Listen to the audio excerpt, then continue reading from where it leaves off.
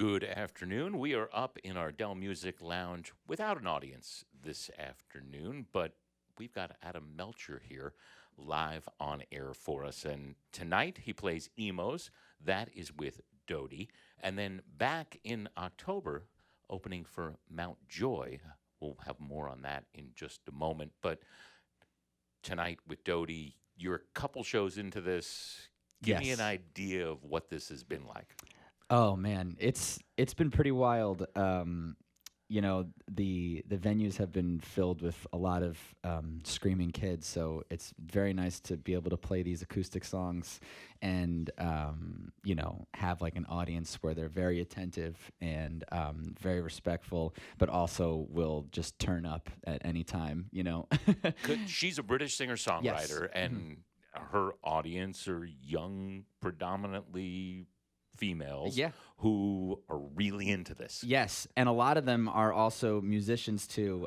She does like a lot of ukulele stuff and is almost like influenced like a generation of kids to play ukulele. Sometimes they bring the ukuleles to the concert. I've signed plenty of them, and I'm like, guys, I have no idea how to play this, but I will gladly sign it for you.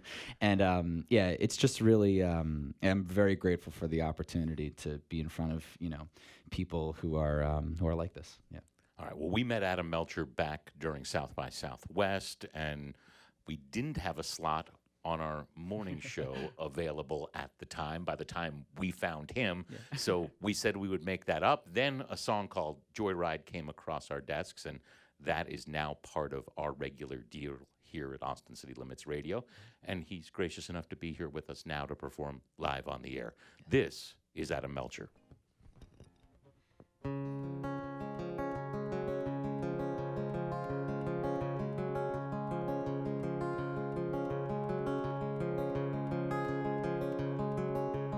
I still find your hair in my bed, in my clothes, in my mouth, in my nose, oh nose.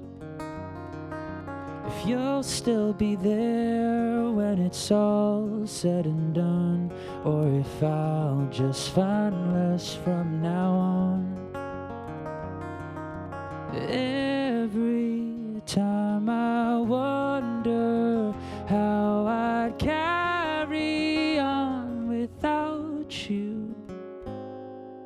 I'm running out of real estate, trying to make all the right moves. I don't want to hesitate, I would bet the house on you.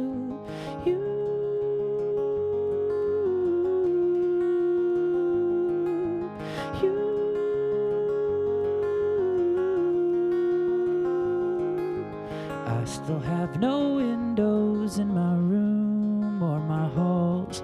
I was hoping I could look through yours.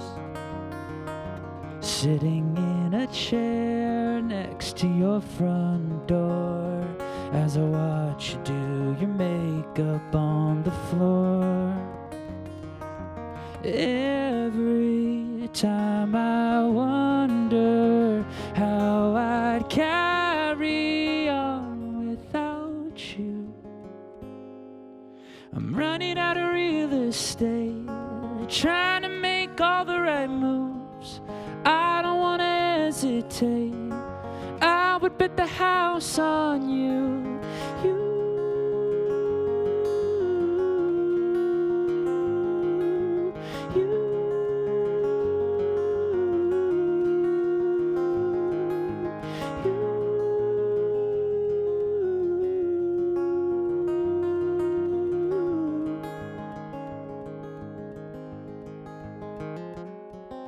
I'm running out of real estate,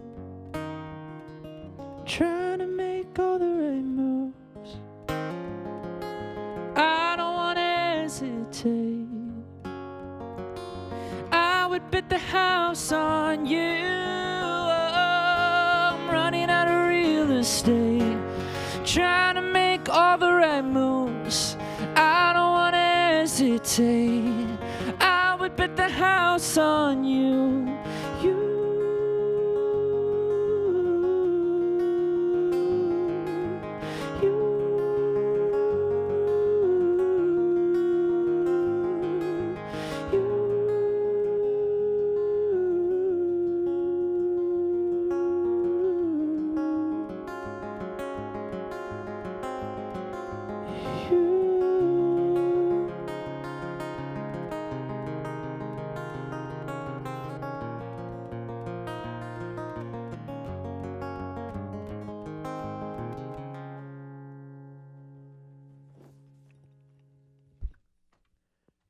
Adam Melchor live on Austin City Limits Radio.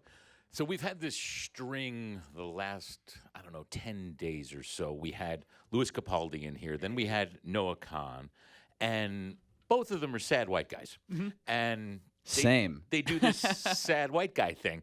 You, though, have these sad songs that have these clever turns. They're not funny necessarily, but they're somehow lighter, even though they're about dark things. Yeah. I'm a huge fan of stand-up comedy. So I remember when I was first sort of starting to like play live and like try to like look at people who are doing it and stuff like that, I really like was attracted to people who didn't like really take themselves like too seriously, like in between the songs. It sort of gives it a cool context. I love somebody like John Mayer. I feel like he does that very well, where he'll tell this like really strange story, like you're talking to him like across, at a bar or something. Then all of a sudden he plays this song and it's like filling an arena. And it's very. I think it's like easy with this, like the biography or the biology of like an acoustic guitar and a white guy to take things very seriously, sort of thing. So it's sort of nice to be able to, I try to incorporate, some of that aspect of sarcasm and, lighter things into this world, because that's sort of how I see like, these things anyway. I don't really see it as like, black or white. It's sort of like there's like a nuanced gray area in a lot of things where it's like, oh yeah, that sort of wasn't the best thing in the world, but like looking back on it, it's kind of funny, it could be, and then it's like, oh, well, I actually, did this because of it and did this, so yeah, I try to present that in my music as much as possible. One of the guys that before he was known for deadpan live comedy was known for his hair was Lyle Lovett. Oh yeah. You've got this head of hair that's become something of a trademark. How high have you let that thing go? So I think the longest I actually donated my hair like in college, and I think I had cut. I think it was like 8 inches off. I think it was like the minimum to like actually donate it. But even then, I was like, man, I really could like join the NBA. Like if it was like 1960 or 1970, like I might actually fit in with like a headband and high shorts. Is that kind of hair good for confidence? Because you walk out the door that much taller than you normally are. Totally. And I already know it looks horrible, so it's like this is great. I don't really have to take care of myself too much when I leave the house. I can just sort of leave and just be like, well, this is the best I can do. What do you remember about South by Southwest? Oh, I remember South by Southwest as being, the locals might hate this, but very, very easy to bring my body around with my guitar on one of those scooters. I feel like there was the scooters are making it very easy for me to, like go up to like, okay, like there's something in 30 minutes, like gotta go over there and scoot over and put it on. And I know that it's not the best, system of transportation, but at South by Southwest, it was very, very helpful. And besides that, a lot of friends being down there, a lot of barbecue was eaten. I actually got to like try some things out, which is always great. Because a lot of times in cities, you sort of spend like 24 hours or less, and most of it is less. So it was nice to be here, for about a week or so and do it. But what's a terrible visual?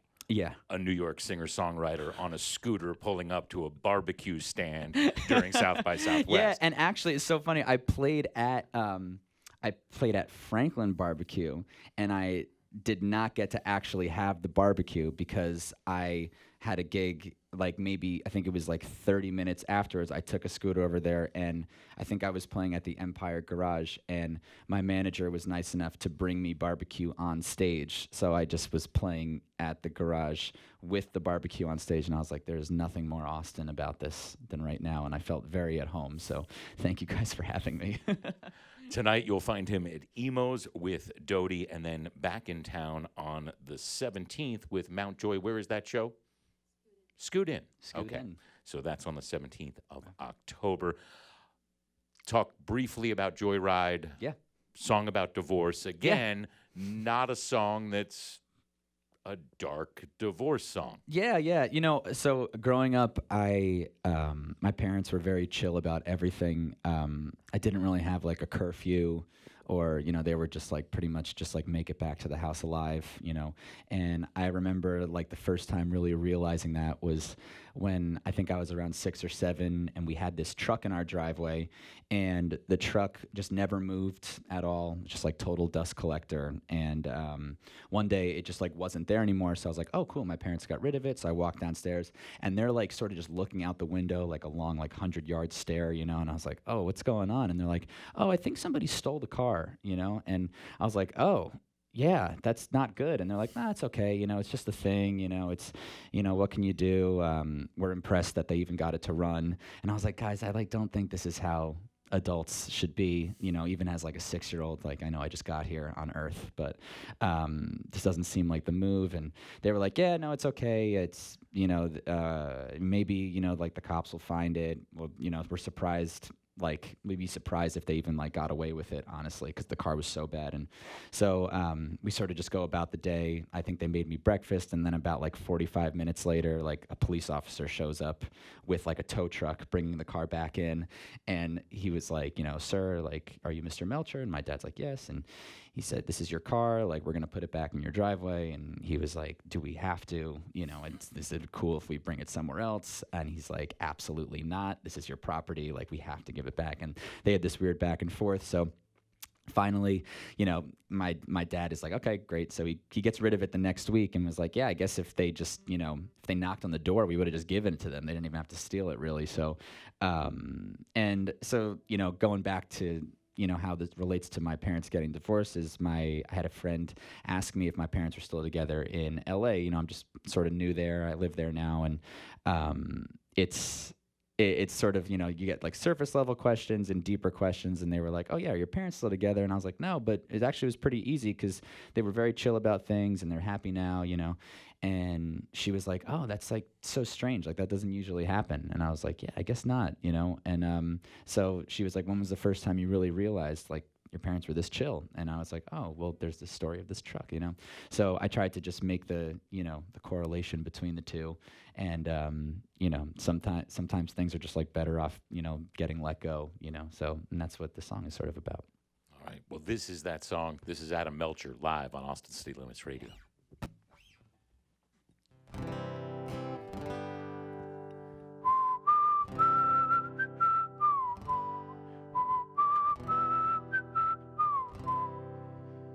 Someone stole the Chevy from the driveway.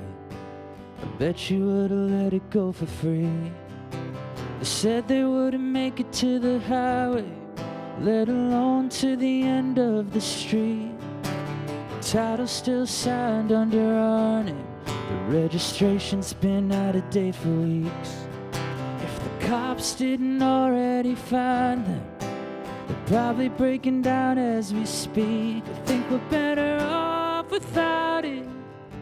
One day we will laugh about this. Might have left the windows cracked, might have left the keys on the dash. I'm not even mad about it. We know we're gonna live without it. Wish we took it for a joyride before the joy died.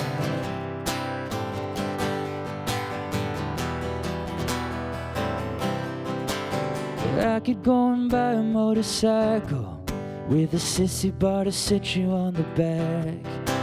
But every mile feels like survival when you're always so afraid you're gonna crash. I'm sure that after just a little while, we'll both decide that we should take it back. And pulling on the throttle with white knuckles. Oh honey, we're just not cut out for that. Maybe letting go isn't so bad. Think we're better off without it. One day we will laugh about this. Might have left the windows cracked, might have left the keys on the dash. I'm not even mad about it. We know we're gonna live without it. Wish we took it for a joyride before the joy died.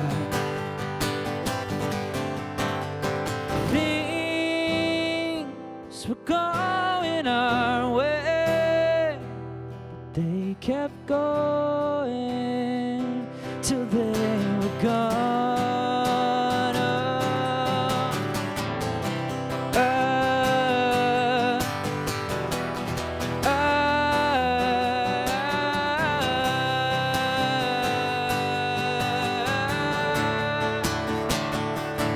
Think we're better off without it.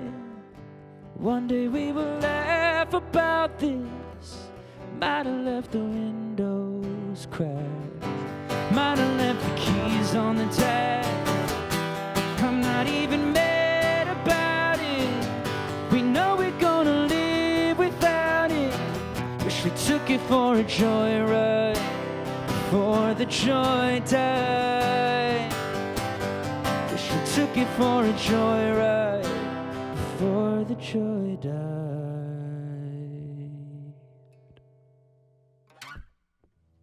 Adam Melchor, live on Austin City Limits Radio. You'll find him tonight with Dodie. That's at Emo's. And I believe there's still a handful of tickets left. If there are, they're at c3concerts.com. And that's also where you can go if there's any tickets left for that Mount Joy show at the Scoot Inn on October 17th. Thank you for doing this. Thank you so much for having me. And come back for South by. We'll have you bright and early one morning at the W. All right. Thanks to Adam Melchor.